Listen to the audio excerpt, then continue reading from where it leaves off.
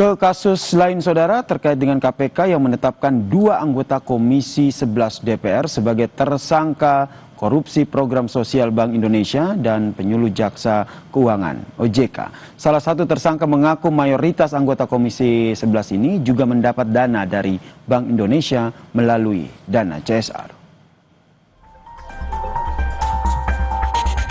2 anggota DPR dari Komisi 11 ditetapkan sebagai tersangka dugaan penerimaan gratifikasi dan tindak pidana pencucian uang terkait program sosial Bank Indonesia dan penyuluh jasa keuangan Otoritas Jasa Keuangan OJK tahun 2020-2023. Keduanya adalah Satori, politisi Partai Nasdem, dan Heri Gunawan, politisi Gerindra. Menurut KPK, selain kepada BI dan OJK, kedua tersangka diduga juga mengajukan proposal permohonan bantuan dana sosial kepada mitra kerja Komisi 11 DPR RI lainnya. Membuat dan mengajukan proposal permohonan bantuan dana sosial kepada BI dan OJK melalui 4 yayasan yang dikelola oleh Rumah Aspirasi HG dan 8 yayasan yang dikelola oleh Rumah Aspirasi ST.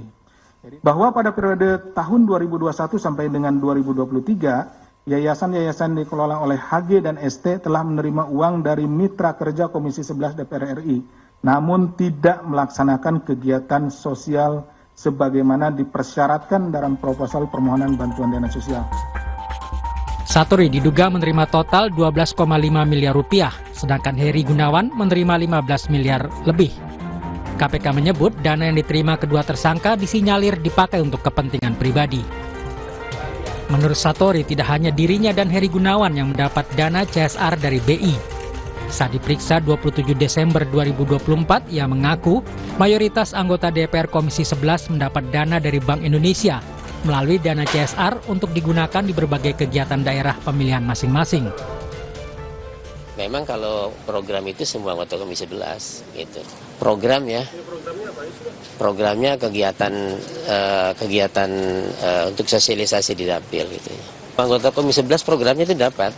Artinya bukan kita aja. Berapa itu, Pak?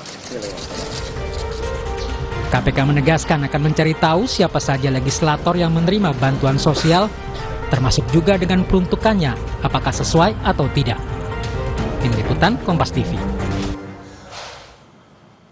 Anggota Komisi 11 DPR fraksi Golkar, Melkias Markus Mekeng, membantah pernyataan tersangka korupsi dana CSR, BI, dan OJK yang menyebut mayoritas anggota Komisi 11 DPR menerima dana CSR dari Bank Indonesia dan OJK untuk periode 2020-2023. Mekeng bilang anggaran CSR tidak pernah dibagikan ke anggota Komisi 11 DPR, melainkan diberikan langsung kepada yang meminta, misalnya rumah ibadah. Mekeng klaim anggota hanya menyampaikan kepada BI dan juga OJK bahwa ada yang membutuhkan dan itu diproses langsung dari Bank Indonesia ke pihak yang bersangkutan. Sebelumnya saudara, tersangka korupsi dana CSR, BI, dan OJK yang merupakan anggota Komisi 11 DPR dari fraksi Nasdem, Satori ini menyebut bahwa sebagian besar anggota Komisi 11 DPR menerima dana bantuan sosial. Jadi anggaran CSR itu tidak dibagikan ke anggota, itu dibagikan langsung kepada yang minta, misalnya rumah ibadah, gereja, masjid, atau UMKM. Anggota tidak pernah megang uang sama sekali. Anggota hanya menyampaikan kepada Bank Indonesia, bilang ini ada masjid di daerah sini minta tolong dibantu. Itu diproses langsung oleh Bank Indonesia, uangnya langsung ke masjidnya. Jadi nggak ada anggaran dikasih ke anggota. Soal dugaan mayoritas anggota Komisi 11 DPR yang langsung menerima dana CSR dari Bank Indonesia dan OJK, kita berbincangkan dengan ex-wakil Ketua KPK, Pak Muhammad Yasin, yang telah bergabung bersama kami di Kompas Petang. Assalamualaikum, Mas Yasin. Waalaikumsalam, selamat sore. Pak Yasin, menurut Anda apa yang nantinya akan dilakukan oleh KPK? Anda juga pernah menjadi ex-wakil Ketua KPK begitu, setelah mendapat informasi dari salah satu tersangka yang menyebut bahwa hampir sebagian besar anggota Komisi 11 itu nyatanya menerima dana dari CSR ini. Ya, pertama kita sebagai pembuka itu prihatin dengan kejadian ini. Ini berarti BI ini berulang melakukan keteledoran. Atau bisa dikatakan ini lalai, ini BI ini. Jadi apapun ya. Jadi karena kasus ini sudah naik ke tingkat penyidikan, walaupun dimulai dari 2 orang anggota DPR Komisi 11, ini merupakan suatu peluang yang baik bagi KPK untuk mengembangkan penyidikan terhadap ya anggota Komisi 11 yang lain yang diduga juga menerima itu memang tidak langsung kan melalui yayasan. Itu yang dialami Satori dengan Heri Gunawan itu kan juga membentuk yayasan, dia tidak menerima, setelah menerima disalurkan ke rekening pribadi. Ya, ada double, yaitu double delik korupsinya, yaitu gratifikasi dan juga pelanggaran Undang-Undang nomor 8 tahun 2010 tentang tindak pidana pencucian uang. Undang-Undang nomor 10 tahun 2008 kebalik ya. Jadi ini peluang bagi KPK untuk mengembangkan penyidikan. Bagi BI yang diduga tidak punya spesifik aturan yang mengatur tentang penyaluran CSR yang bukan terhadap lembaga perbankan. Kalau yang pengawasannya kan melalui makro prudensial ya, banking lah dari BI itu, yaitu memastikan bahwa bank-bank yang diberikan katakanlah amanah untuk menyalurkan CSR itu harus tepat lah gitu. Itu mengandalkan itu aja. Jadi pengawasannya secara makro. Fokusnya dari aspek makro prudensial BI ini yang terkait dengan risiko yang sistemik atau tidak sistemik. Nah ini kan jauh. Akhirnya kebobolan, rapat dengar pendapat setiap tahun dari tahun 2019 sampai 2024 itu setiap bulan November itu diadakan pembicaraan tentang itu. Nah, ini bagi penegak hukum seperti KPK ini harus merujuk juga pernah BI itu tersangkut dengan penggunaan dana yayasan untuk melakukan suatu penyimpangan atau abuse of power, yaitu mengalir ke pihak-pihak yang seharusnya tidak menerima itu. Itu artinya, Pak Yasin, maaf saya potong, berarti ada kemungkinan pihak dari BI maupun OJK juga ikut diperiksa dalam kasus ini? Ya harus diperiksa itu, karena dia tidak prudensial.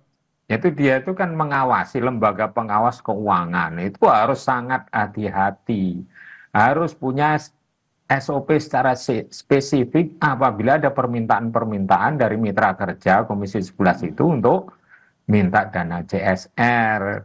Memang dasarnya adalah environment, social, dan governance. Itu siapa penerimanya juga harus terdaftar, cara evaluasinya harus ada, gimana itu menerimanya, diajukannya seperti apa proposalnya.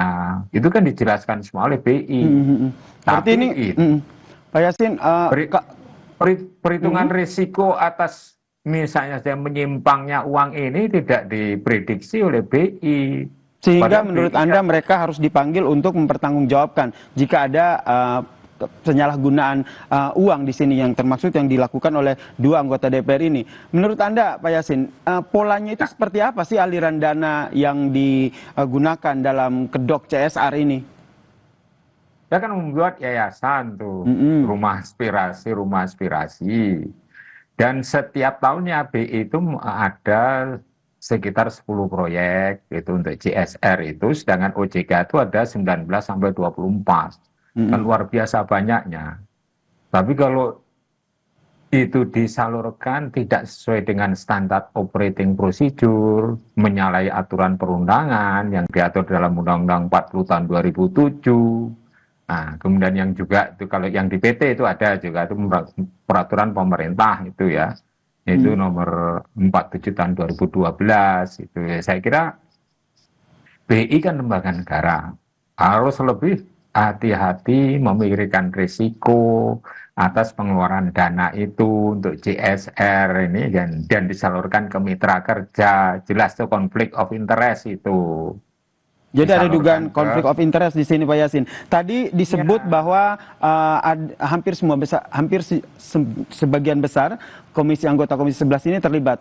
Apakah Anda juga menilai bahwa KPK juga harus bergerak gitu, berani memanggil semuanya untuk ditanyain terkait dengan dana ini? Singkat saja. Ya, saya kira betul itu. Jadi pihak BI pengambil kebijakan tertinggi kan Gubernur BI dan Dewan Gubernur BI itu untuk memutuskan CRS itu mengalir ke mitra kerja kita atau tidak. Nyatanya kan yayasan-yayasan itu adalah milik dari individu Komisi 11 yang merupakan mitra kerjanya. Itu harus dipetakan risikonya juga.